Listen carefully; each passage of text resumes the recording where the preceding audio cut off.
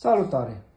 Astăzi vreau să vă arăt o tehnică de automasaj pe care o puteți face acasă după o zi lungă de muncă, să vă rezervați o oră pentru voi și constă în felul următor. Trebuie să vă cumpărați o pătură din aceasta de presopunctură, o găsiți online. Ce fac eu de fel e să mă pun cu partea lombară aici, partea spatelui toracală, partea gâtului.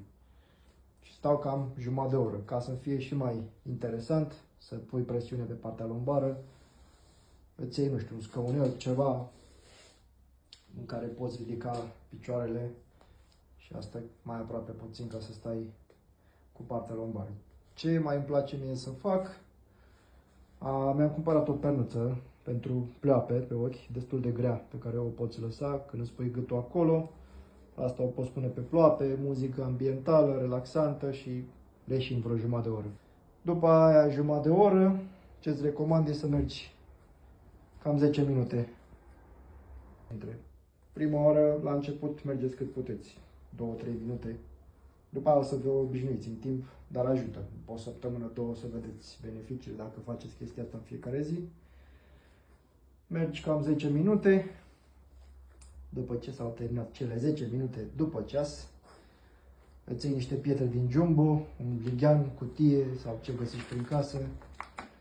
Începi să mergi vreo 20 de minute, 25, cât crezi că poți, câtă răbdare ai. Autoreflexoterapie. Te pui cu toată greutatea și mergi. Te învârți așa, în jur, încet, până te plictisești, ții telefonul, te uiți pe YouTube, la ce mai vrei tu.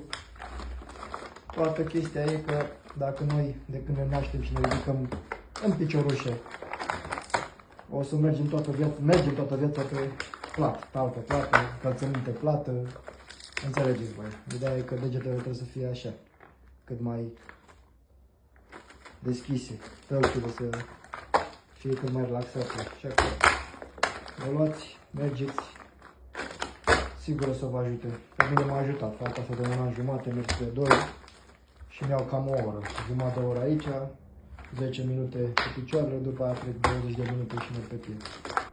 Așa că vă încurajez să aveți grijă de voi, să faceți sport, să vă hidratați, să mai ieșiți cu prietenii, să vă faceți de cap, să vă dați cu capul de pereți și nu uitați să vă jucați. Și cel mai important, să aveți grijă de psihicul vostru. Cam atât.